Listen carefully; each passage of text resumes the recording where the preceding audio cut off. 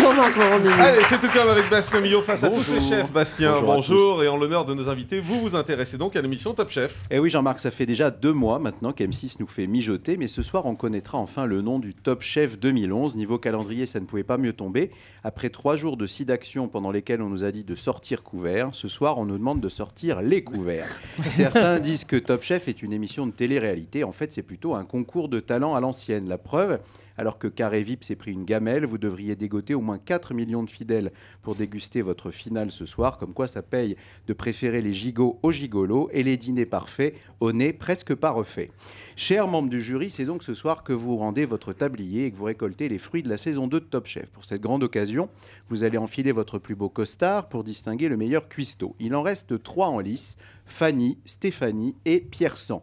Les 2 filles ont montré un caractère bien trempé et Pierre Sang nous a souvent montré son front bien trempé, de sueur en l'occurrence. Il a suivi à la lettre l'un de vos conseils les plus fréquents, ne pas oublier de goûter, mais si possible, pas juste au-dessus de l'assiette. Quoi qu'il en soit, vos 3 derniers candidats feront de beaux vainqueurs. Ils ont réussi à sortir du lot dans un casting plutôt réussi. Leurs casseroles ont beau être anti-adhésives, Julie, ils ont réussi à susciter l'adhésion des téléspectateurs. Ce soir, il leur reste malgré tout du pain sur la planche à découper, rien moins qu'une finale en direct. Et pour l'occasion, vous leur avez demandé de préparer entrée, plat, dessert, des assiettes qui, espérons-le, seront dignes des meilleures tables et donneront à la cuisine télévisuelle ses lettres de noblesse, des lettres majusculinaires. Et bien sûr, le jury est un ingrédient important dans Top Chef. Et oui, Jean-Marc, pour juger ces candidats, M6 a réuni une belle brochette de spécialistes qu'on a la chance d'avoir avec nous aujourd'hui. À vous 4, vous réunissez plus d'étoiles que la Grande Ourse, la fameuse constellation, en forme de casserole. Il y a d'abord Guylaine Arabian, grande spécialiste de la cuisine flamande. Avec vous, Guylaine, le terme de plat pays prend tout son sens. Quant à Christian Constant, c'est le sud-ouest qui bouillonne en lui. Quand vous donnez votre opinion, Christian, vous n'êtes pas du genre à faire des simagrées, même pas de canard. Vous, cher...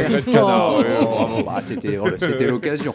Vous, cher Jean-François Piège, ça ne s'invente pas. Votre restaurant s'appelle Tout Mieux. Vous prouvez qu'on peut être né à Valence et subir une avalanche de compliments pour votre cuisine inventive. Enfin, cher Thierry Marx, cela fait des années que vous traînez votre crâne lisse dans les coulisses des palaces. Aujourd'hui, auréolé, vous êtes devenu le roi dégarni de la garniture, le Kojak de la Saint-Jacques et un spécialiste reconnu de la cuisine moléculaire. À force de créer des émulsions, vous avez vous-même créé une certaine émulation. Et au final, Bastien, quel regard portez-vous sur Top Chef? Eh bien, quelque chose me dit que ce soir, avec cette finale pour laquelle M6 met les petits plats dans l'écran, on devrait encore se régaler. Mais à partir de la semaine prochaine, le public devra s'occuper autrement. Depuis janvier, on s'était pourtant habitué à ce que lundi rime avec l'indigestion. Bref, chers membres du jury, l'émission de ce soir nous confirmera 2 choses. Toutes les bonnes choses ont une fin et toutes vos bonnes choses nous donnent faim. Merci beaucoup, Bastien Millot.